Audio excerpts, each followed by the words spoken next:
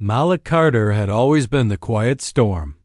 While his teammates trash-talked, celebrated loudly, and played for the crowd, he let his hits do the talking. His tackles were brutal, his discipline unmatched, yet every game he found himself. "Back on the bench. You're a ghost out there, Carter." Coach Reynolds spat after another win Malik had barely played in.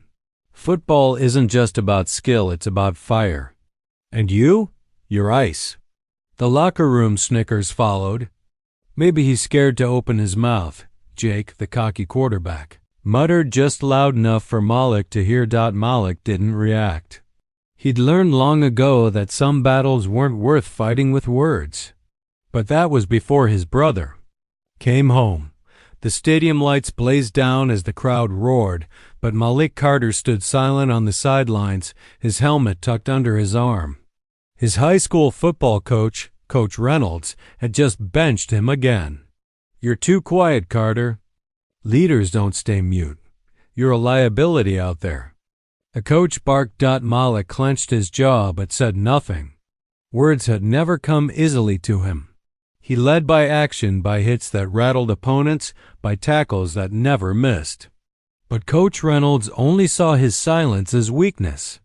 After another game spent watching from the bench, Malik's teammates mocked him in the locker room. "Guess the strong, silent type ain't so strong," sneered the quarterback Jake, slapping Malik's shoulder too hard. Malik's fists balled up, but before he could react, a deep voice cut through the laughter. "You boys ever seen what happens when a quiet man stops being quiet?" Everyone turned. A towering black man in Marine fatigue stood in the doorway. Sergeant Marcus Hayes, Malik's older brother, just back from deployment. The next day, Sergeant Hayes marched onto the field during practice. Coach Reynolds tried to stop him, but one look from the Marine shut him up. "You think silence is weakness?" Hayes barked at the team. "Let me show you what quiet strength looks like." He lined them up for a drill. No pads, no helmets. Just raw discipline.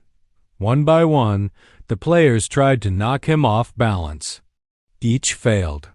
Then Malik stepped forward. The two brothers locked eyes, no words, just respect. Malik exploded forward, driving his shoulder into Hayes' chest. The Marine barely budged. Then, in a flash, Malik reversed his stance and swept his brother's legs, sending him to the ground. The team gasped. Hayes grinned as he stood. "See that? Silence isn't weakness. It's control." Malik doesn't waste words because he lets his actions speak. And y'all, you just run your mouths. From that day on, everything shifted. The teammates who once mocked Malik now watched him closely, his discipline, his focus, his uncheckable calm. Even Coach Reynolds, humbled, pulled him aside. "I was wrong about you, Carter." A real leader doesn't need to scream to be heard. By season's end, Malik was named team captain. Under his quiet leadership, they bulldozed their way to the state championship. And when the final whistle blew, the once mocking quarterback handed Malik the game ball and said two words: "Speak loud." Malik simply nodded, because actions always spoke louder. Respect isn't given to the loudest voice. It's earned by the strongest character. And sometimes, the quietest man in the room is the most dangerous, because when he does speak, the world listens. Stay silent, stay strong, and let your actions roar. 3 days later, during a brutal practice under the scorching sun, a shadow fell across the field. The drills stopped cold as every player turned to see a 6 feet 4 inches black man in Marine Corps fatigues, his posture rigid, his eyes sharp as blades. Sergeant Marcus Hayes didn't ask for permission. He stepped onto the field like he owned it. Coach Reynolds, red-faced, marched up to him. "This is a closed practice. I'm here for my brother." Marcus interrupted, his voice low but carrying the weight of command. He didn't even glance at the coach. His eyes were locked on Malik. The team held their breath. Malik hadn't told anyone his brother was a Marine. He hadn't told anyone a lot of things. Marcus didn't waste time. Y'all think Malik's quiet means he's weak? He smirked. Let's test that. He lined the team up for a drill he called the wall. One by one, each player had to try and move him. Push, shove, tackle, whatever it took. Jake went first, charging like a bull. Marcus barely flinched, then flipped him onto his back with a single motion. The star running back tried next same. Result. Then it was Malik's turn. The brothers faced each other, the air crackling between them. No words. Just a silent understanding. Malik exploded forward, not with reckless force, but precision. He feinted left, then drove his shoulder into Marcus' ribs. For the first time, the Marine grunted. Before Marcus could counter, Malik hooked his leg and swept him to the ground. The team erupted. Marcus laughed as he stood, clapping Malik on the shoulder. See that? Silence isn't empty. It's full of everything a man doesn't need to say. From that moment, the team looked at Malik differently. The quiet kid wasn't just strong, he was dangerous. And now they wanted to know how. Marcus returned every practice, turning their drills into boot camp. Discipline replaced showboating. Focus replaced arrogance. Even Coach Reynolds, though reluctant, couldn't deny the change. But not everyone was ready to accept it. Jake and a few others resented Malik's sudden rise. Just 'cause your brother's a Marine doesn't make you special. Jake sneered. After a grueling session, Malik finally spoke. Nah, but knowing when to shut up and work does. Jake lunged. What happened next wasn't a fight, it was a lesson. Malik dodged, twisted, and had Jake pinned face down in the grass before anyone could blink. I don't need to yell to lead, Malik sighed, releasing him, but I will always be ready to act. By playoffs, the team was a machine. Malik, now starting linebacker, led not with speeches but with relentless effort. And when they reached the state championship, down by 4 in the final minutes, it was Malik who intercepted the ball and sealed the game. As the crowd roared, even Coach Reynolds had to admit, "You proved me wrong, Carter."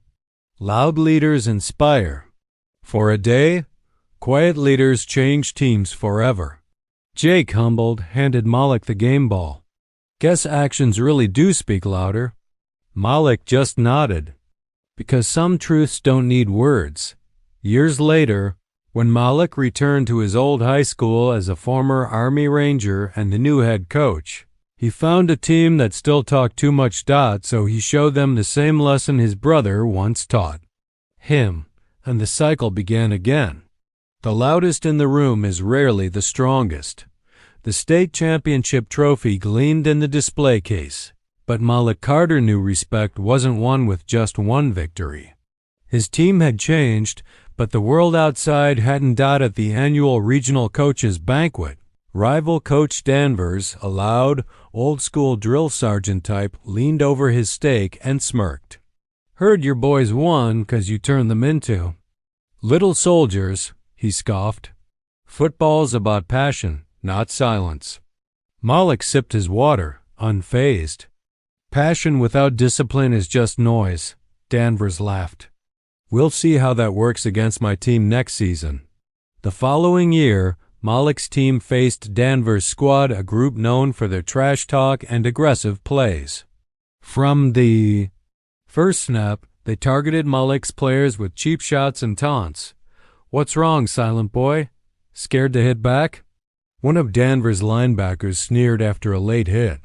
Malik's team looked to him, fists clenched, waiting for permission to retaliate.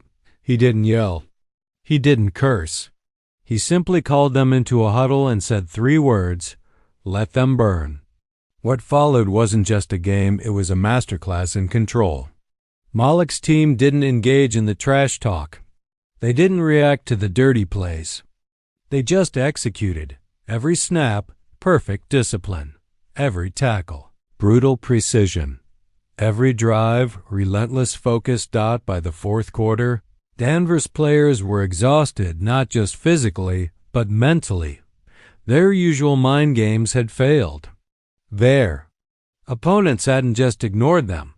They'd outclassed them. Final score, 38-7. As the clock ran out, Danvers stormed onto the field, red-faced.